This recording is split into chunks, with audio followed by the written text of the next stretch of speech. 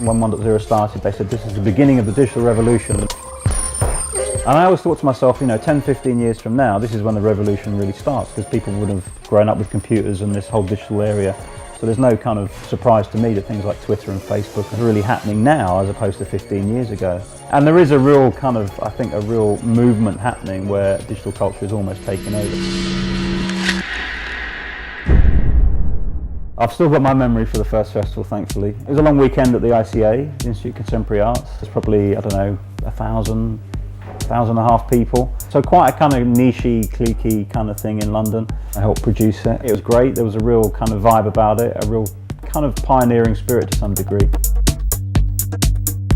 Digital arts and culture area is very, very vibrant, particularly in London and the UK. It's like a world leader. There's a lot of shit going down every day, every week, and it's our job to kind of look at that to some degree. I don't know what the future is particularly, but I know there's some enormous talents coming through that will revolutionise our lives in lots of different ways. But in the future, it's also unstable because all these cuts, whatever level, they've mainly hit a lot of digital cultural organisations, not just 1.0 having 100% cut. So what's going to happen with these people? Because they kind of come to organisations like 1.0 for advice, to showcase their work, to bring people together.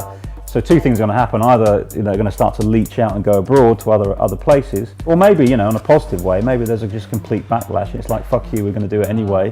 And it's a new dawn. A lot of great work has come out of adversities. And I think change is not necessarily a bad thing. We've always been changing, so it's not so different. Our festival takes more money at the bar than the whole of the London Film Festival, which is on for 4 times as long as us. So a little known fact, but and it's not because everyone's staggering around drunk, it's just it's a very nice place to be and people hang out. The things for me that I think are really important are things that can't be repeated, and they're the talks, the workshops, and the live performance things. With screening programs, yes, absolutely see them, but I appreciate you can't see them all. But there are other opportunities throughout the year or other cities to see them, but those live performances are one-off.